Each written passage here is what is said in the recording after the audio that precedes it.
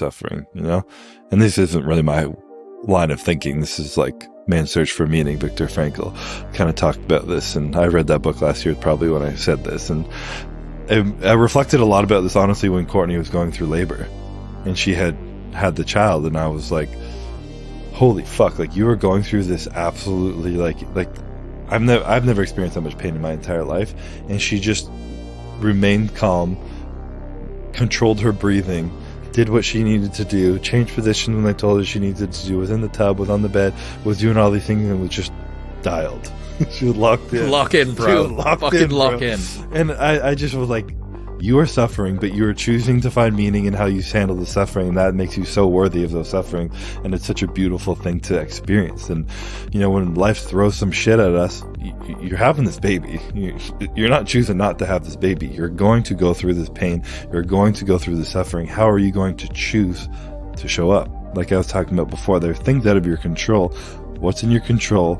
How can you take that power back into your own hands, and what are you going to take from it? What kind of meaning can you find from taking power out of what you feel powerless in?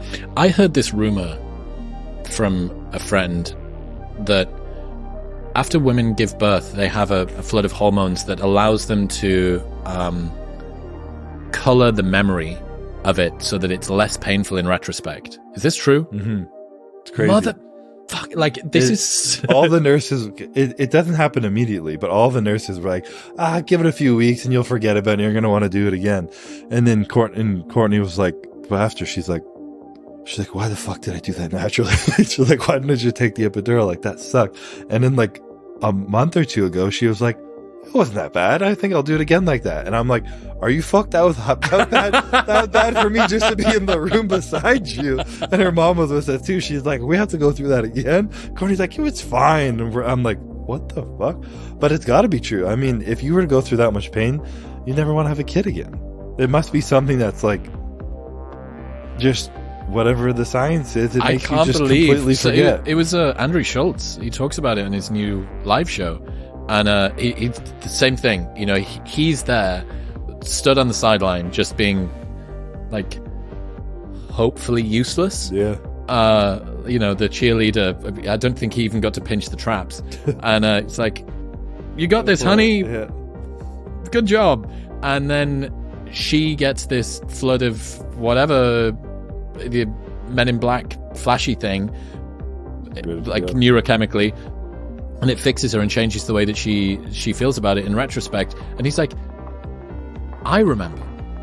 But what about me? Where's my flood of hormones? Because I saw the person I love the most in the entire world go through all of this bullshit, and now I'm being gaslit to say that I'm making it out to be worse than it was. It's like only one of us has got a rational memory of what actually occurred during this situation.